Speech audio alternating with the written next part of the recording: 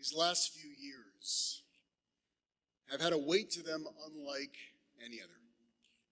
And each year it's felt as if the world had hit a valley, and the next year we were just going to climb out. But something has changed in the air this year. There's a sense of moral decay. It's not just one person or one party or one country that is softening and weakening the structures around us, but something that feels systemic and affecting more aspects of our society than any of us are able to keep track of. Robert Putnam of Harvard points out that people are less trustful today. In the 1950s and the 1960s, 40s and 50s, 60% of Americans said that they trusted their neighbors. Today, only 32% trust their neighbors. And millennials is only 18%. Trust is decaying. It'd be easy if the only cause of our decay were the echo chambers we all live in on social media, each reinforcing our own view.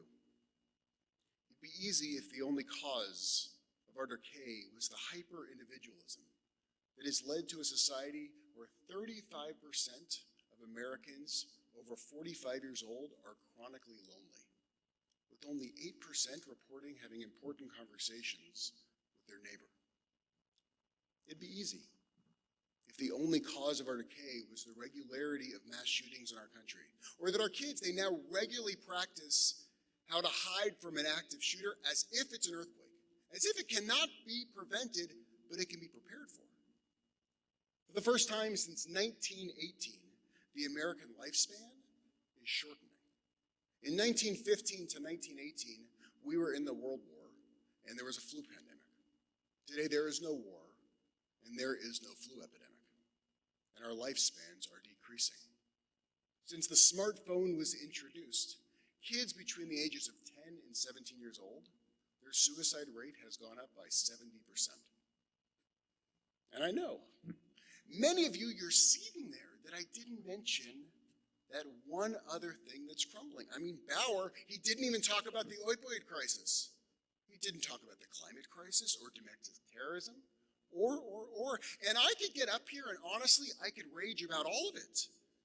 But the sense that I have is that there's not one subject. There's a general moral decay. And there's this one question that I keep returning to over and over again, and usually it's at nighttime when the kids have gone to sleep and Elise has gone to sleep and the house is quiet. And I ruminate on all these dimensions of moral decay in our time while I've been putting my heart and my soul into the Emanu-El Next campaign. And I ask myself, how does this campaign fit into a moment of time where it feels like the entire world is decaying around us? And it's led me to the same question again and again and again. When else was there such a moral breakdown? And how did it affect the Jews? And what did those Jews learn from it? And we have got a lot of Jewish history to look back at and to guide us. But the more that I thought about it, I realized that the Judaism that we all know today, it was born out of destruction. A destruction which was caused by moral decay. The Jews during the Second Temple time period were also living in a time of moral decay that had seeped into every single aspect of their life. While it'd be easy to talk about the Pharisees or the Sadducees, that would just be too easy and simple. That'd be like blaming the Republicans or the Democrats. When the rabbis of the Babylonian Talmud, when they talk about the cause of the destruction of the temple, they don't blame the Romans. They don't blame a foreign power because that would be too easy. Instead, they look inward. The rabbis look at how individuals behaved and treated each other to find out the why. The rabbis, they zoom their lens into Gittin 55b of the Babylonian Talmud. And they tell a story with such profound wisdom that in many respects, it becomes the foundation for the survival of Judaism. In many respects, it explains why we're all here today, literally in the middle of a work week, in the middle of a work day, and it's standing room only. The scene is Gittin 55b, and it takes place at a banquet. There was a man who had a friend named Kamsa, but he also had an enemy named Bar Kamsa. So he tells his servant, listen, go get my friend Kamsa. I want him to come to the banquet. So he goes and he gets the wrong guy, because it's a Talmudic story. And Bar Kamsa shows up. And the man sees him. He sees it's his enemy. He goes up, he goes, Bar Kamsa, get out! You're my enemy! Now Bar Kamsa, he does not want to be embarrassed. He goes, listen, I know, okay, I'll pay for my own meal. Just please let me stay. He goes, no, get out! He goes, listen, I'll pay for half the banquet. Please just let me stay. He said, absolutely not. Get out of here. He goes, listen, I'll pay for the whole banquet. Just don't embarrass me. And at that, he grabs him, drags him out of the banquet, and throws him out.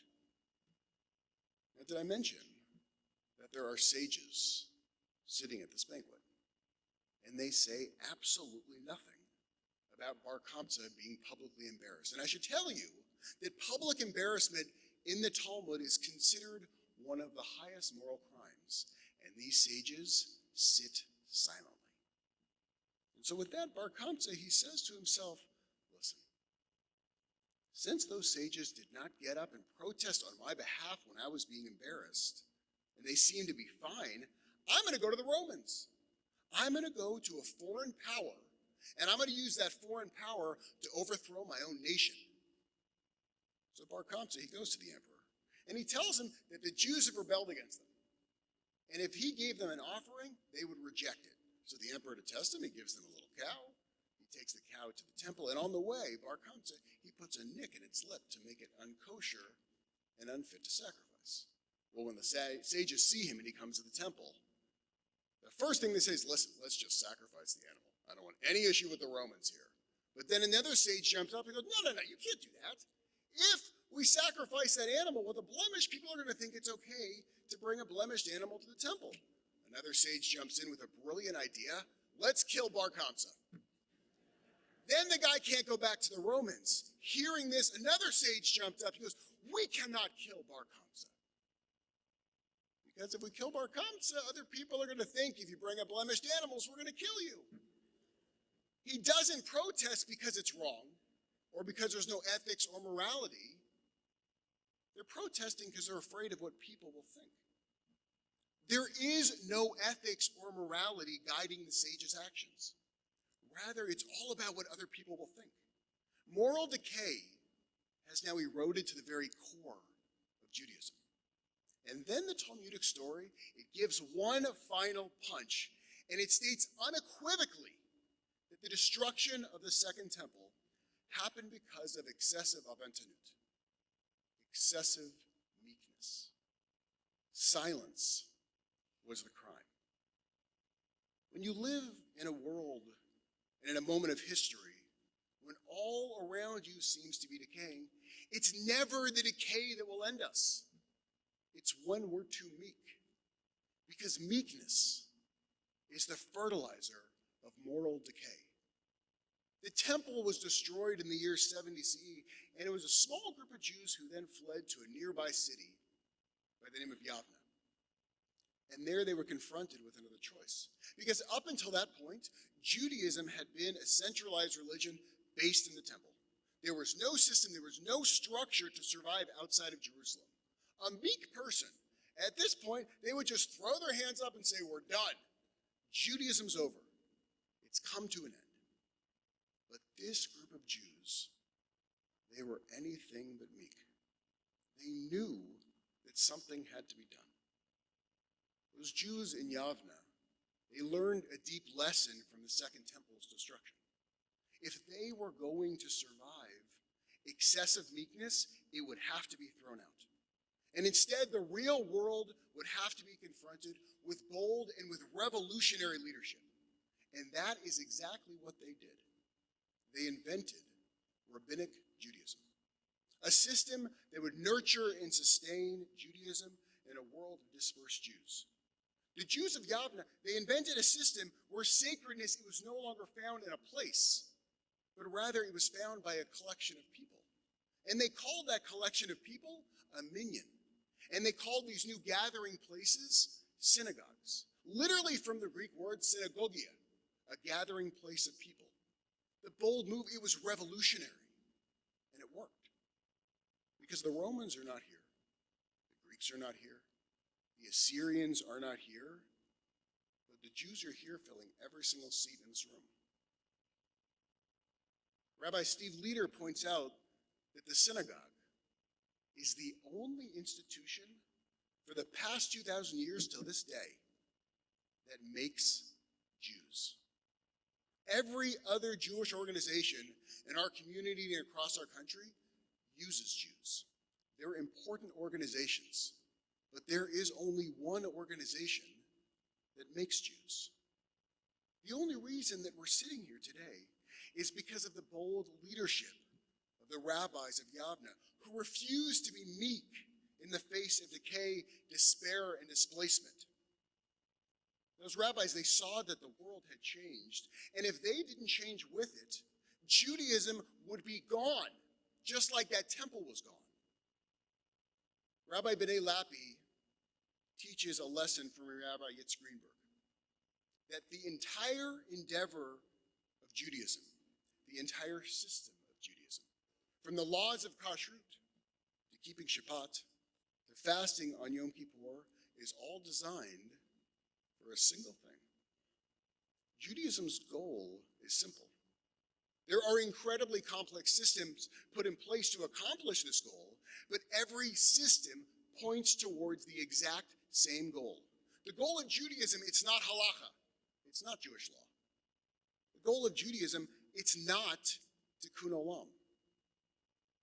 The goal of Judaism is to make good people. That's it. We build Mensches. Yom Kippur, it's not instituted just to be hungry. It was put in place for us to reflect and to meditate for an entire day on our existence, on our relationships, and whether we're living our best lives. And not just our best lives for ourselves, but are we living our best lives for all those generations that are going to come after us? Rabbi B'nai Lappi points out that Judaism, it's not about tikkun olam. Judaism is about being a mensch. Because if you're a mensch, you do tikkun olam. You care for the homeless, you care for the refugee, you care for the kid that is locked up in a cage. Because it's obvious. Because that's what a good person does.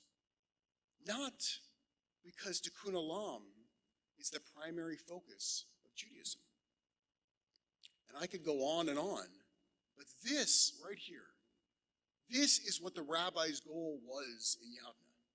When they looked back on what brought us to the brink of disappearing into the ether of time, and there is no way they could have imagined what was coming in the future. They couldn't have imagined the Spanish Inquisition, the ghettos we'd live in, the pogroms, the development of Kabbalah and Hasidism, the Holocaust, the modern state of Israel, American Jewry, this eclectic group of Jews in San Francisco sitting here today. They couldn't have imagined any of it. And they didn't try to. They knew they had a responsibility to those generations that were going to come after them. That has been the foundation of Judaism for 2,000 years. The revolutionary Jews in Yavne, they set two goals for us. The first was not to be meek. And the second was to create synagogues that would create generations upon generations of Mensches. Now one could ask, how could you talk about a capital campaign to rebuild the synagogue when the world is in such dire need? Well, what has led the Jewish people to be leaders in nearly every field and to care for the world, it didn't just come out of the firmament. It came out of the synagogue. It came out of thousands of years of Jews coming together, singing together, arguing together, and soul-searching together. They developed a culture and a people that became activists. And it's not just activists with the homeless or with the refugees or desegregating the South, but activists in their own personal relationships. An activist is not meek, but by the very nature of the word, active. The synagogue has been our secret weapon for 2,000 years. It's been our training ground for generations upon generations of Jews to meditate and to discuss not just what the world is, but what it should be. There's a reason that our religious services always end with the song, O Say Shalom. We are singing and we're meditating as a community and reminding each other that it's our job to leave these walls, to leave this synagogue, and to push peace and to perfection into the world. And we never sing it alone. We sing it as a minyan, we sing it as a synagogue, the gathering place of people to become Mensches. It was 100 years ago this January, the last time the U.S. resident's lifespan shrank, that in the face of such decline, that Rabbi Martin Meyer embarked upon creating Congregation Emanu-El as the center of Judaism in San Francisco. This building that we're sitting in is meant to be a response to the collapse of the Second Temple. This building was meant to be the Third Temple. The First and the Second Temple, they were in Jerusalem. And our synagogue founders, with their chutzpah grand vision, they were intent on building the Third Temple. The Jews of San Francisco, they thought America was Zion. And if America was Zion, there was only one place in the United States that could be Jerusalem, and that was San Francisco. And if San Francisco is Jerusalem, the center of Jerusalem was going to be Congregation Emanu-El. So with just 260 members, think about that, 260 members, they built the Third Temple at 2 Lake Street. This entire building is meant to be modeled after the Second Temple in Jerusalem. The steps coming off of Lake Street are meant to be like the experience of walking into the Second Temple. The same courtyard, the same outer sanctuary, and finally at the center of it all, the Holy of Holies, the Ark right behind me. And even though the world was in decay in the early 1900s, the Jews of San Francisco, they got together to build the Third Temple because they were thinking about you. Those 260 families, they built this sanctuary with 2,000 seats. Now look around the room. Look up there, because there are no seats left. And this is less than half of our synagogue in the room right now. That seat that you're sitting in, it most likely, it was never sat in by those original families that got together to build this place, because they never could have gotten close to filling this room. But they put that seat here for you. They put that floor here for you. They put this ark here for you. They put this dome here to remind us of what happened at the Second Temple and to remind us of what our job is with the gift of the Third Temple. And they couldn't have imagined what was coming. They couldn't imagine just 3 years after opening this that the Great Depression would hit. They couldn't imagine that just 15 years after opening, the worst moment in all of Judaism, worse than the destruction of the Second Temple, worse than our time in Egypt, was coming. They couldn't have imagined the little black boy who was born that year by the name of Martin Luther King would eventually stand on this pulpit. They couldn't have imagined the AIDS epidemic and that this congregation would become the epicenter of treating AIDS patients with dignity and care. They couldn't have imagined that their synagogue would become one of the leading voices to end the homeless crisis in their Jerusalem. But you see, they didn't need to. That wasn't their job. Their job is the same job that we have today. It's to lay the foundation and not to be meek when we look at the world we're living in, and to think about what our response to it should be. When our president, Alan Grenitz, talked about the Emanu-El Next project on Rosh Hashanah, he was speaking the same language as Rabbi Martin Meyer spoke 100 years ago. He was speaking the same language as those revolutionary Jews in Yavne. And I'm sure that at each moment in history when a person got up and spoke, people thought that their focus was on building a building. But it was never that. The thousands of buildings that Jews have constructed since our time in Yavne were built for the sole purpose of building us. We build be built. When we look around and we feel overwhelmed by the extent of the decay in 2019, and we don't know where to start, that urgency that you feel as you sit in that seat, that was built for you way before you, as you turn to the person next to you in this room, in this third temple, it was all designed as an intricate system for us to ask these questions, to wonder what our role is and how we can fix it. The feeling inside of us, it didn't just happen by accident. It comes from an incredibly complex web of systems that we have built over thousands of years with a single laser-focused mission in mind. And that's to make good people that feel chosen to care for this planet and all of its inhabitants. And that goal has never changed. The world needs hope. The world needs leaders. The world needs scientists. The world needs revolutionary Mensches. And that's why it's our job and it's our obligation to not be meek, but to be bold and to lay the groundwork for a brighter San Francisco, a more thriving America, and Oseh Shalom, a more peaceful world. So that in 100 years, synagogue, that courtyard, will be filled with Mensches that try to imagine why those chutzpahdik Jews of 2020 were so audacious that they would create a home for them. A group of people that they would never know. A group of people whose names would not be remembered. We do it because this is the core principle of Judaism. We don't just do things for ourselves or just for our kids, but we do it for all of those that come after us, and not just for the Jews, but to bring morality and ethics and above all, peace into this world. And it starts right